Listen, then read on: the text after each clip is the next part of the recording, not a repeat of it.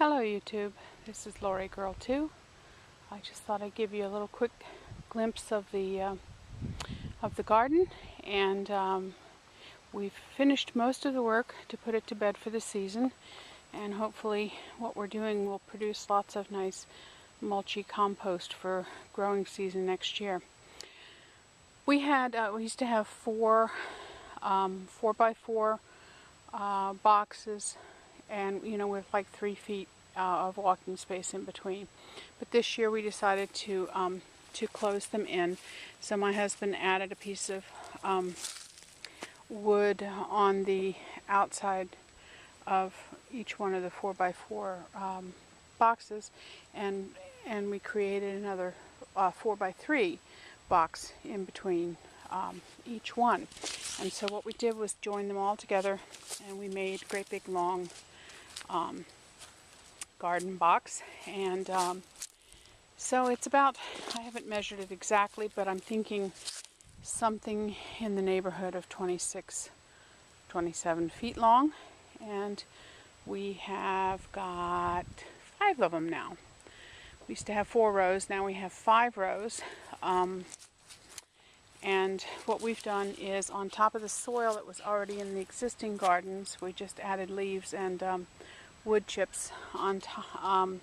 In the newer beds, we added some peat moss and some topsoil and a whole bunch of leaves and pine needles, and then wood chips on top of that. This right here is my garlic. I planted this box and this box with garlic and regular garlic. And here's I was going to say, I thought I saw a garlic coming up in this other bed, but this is elephant garlic here, and then the little baby guys right there is just plain regular garlic from Costco. And so I should have two nice little beds full of garlic next spring. But that's the only thing I have out here in the garden right now, with the exception of dirt and wood chips.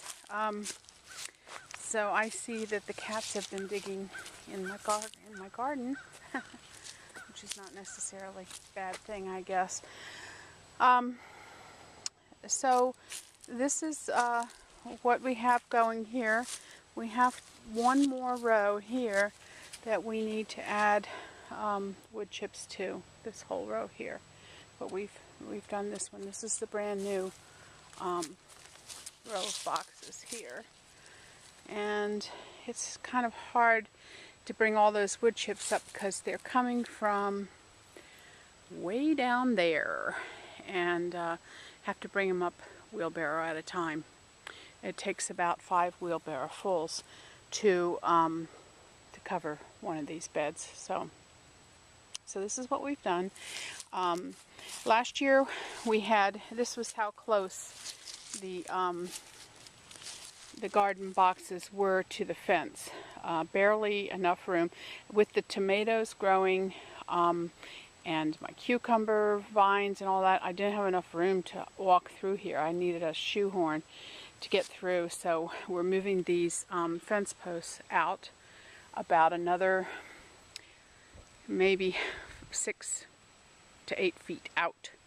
And then I'm going to do the same thing I did last year with my tomatoes, using this fence post here as a base. I'm going to dig 2 holes in the ground, one on each side of the fence post, and I'll dig down probably about a foot, and then I'm going to use one of those big, I don't know if you can see them over there, the big black, let me see if I can, okay, the big black planters. And what I did with those was I cut the bottoms out, and then I just placed that right here in the ground, and maybe a little over half of it going down into the ground, and the rest coming above the ground, and then I fill that all up with compost.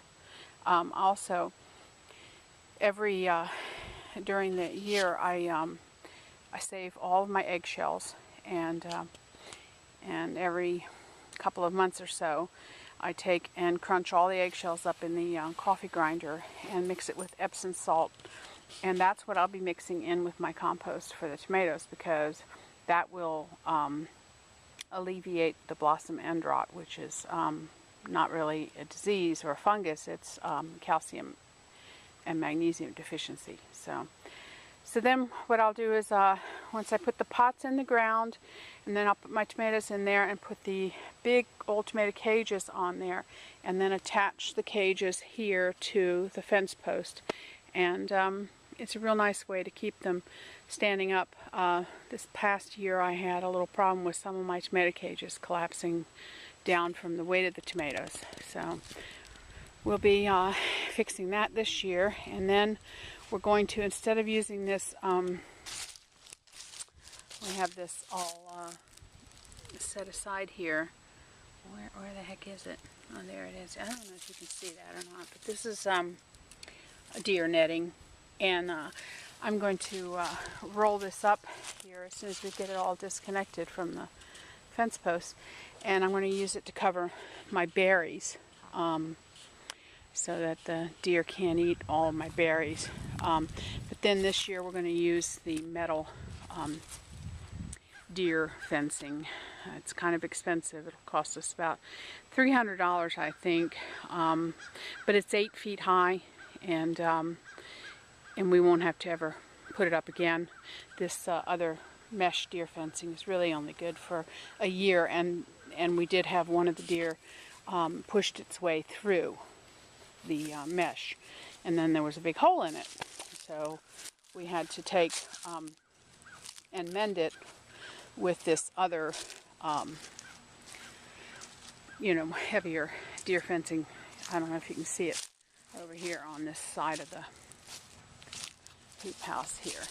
We sort of ran that on the outside just to cover the hole, and we didn't have any further problems with the deer, but they do like to get in the garden and want to see what's in there, so we're determined to keep them out. This here is a hoop house that my husband built for me, and this is where I will be starting my seedlings. I took the plastic off so that it would last a lot longer. I didn't want it sitting out here baking in the sun all summer. So I took the plastic off and folded it up, and I'll get it out and attach it back to the hoop house. And this is where I will be starting my seedlings indoors, and then when they get to be a little bit bigger, I'll transfer them to the hoop house, and hopefully they'll get a good start, so that once springtime rolls around, I'll be ready to slam them in the ground and get going with my gardening. So anyhow, I just thought I'd show you the progress of what we've been doing, and I think this is going to increase our garden to, well, the boxes, it's a little greater than 125 square feet, and then we're going to have the tomatoes all around the perimeter of the fence. Last year I had 40 tomato plants, and this year I'll probably have close to 50 or more, if I can get my husband to agree to it. He's like, why don't you get so many tomato plants? But anyhow, I really would like to have a lot of tomatoes this year. Also, I'm going to be growing different varieties. This year I'm going to do Rutgers and, gosh, I can't remember the name of the other, Marglobe, and there's another heirloom that I'll be doing that grow really well in this area. And a little further down the way here, I'd like to also put in some corn, but with these dumb deer, I don't know whether or not that would be a smart idea or not. Probably have to put in 5 rows of corn just to keep the the outside corn would probably be eaten by the deer, and then we would get to keep what was on the inside. So I don't know, we shall see. I want corn. My husband's not happy about having to till up enough space for corn. We might get a neighbor who has a tractor to come over and plow up a patch for us to get some corn. But anyhow, that's what I'd like to do. We may not get it done this year, but we shall see. And so I'm already itching to get in the garden. And I've ordered all my seeds and I've received them already. So I'm like going to be, you know, King Miser going over all my, or King Midas going over all my little seeds and, you know, figuring out what I'm going to be using next year and figuring out which ones I'm going to share. I am going to have another subscriber contest coming up because I've already exceeded 200 subscribers, and but I'll wait until I get up a little closer to 250 or so, and then I'm going to have another contest at 300 subscribers, and it'll be a seed giveaway. So some of my heirloom seeds and some of the ones I've collected from the vegetables I grew this summer. So that ought to be fun. And you have that to look forward to. And I'll probably have more than one winner since I have an abundance of seeds. So anyhow, that's what is on the docket. And can't wait to get back in the garden. I can't wait to see everyone else's garden videos. And so when I do my seed starting and whatnot, I'll show you that process and keep you in the loop. Okay? Y'all have a good day. Bye.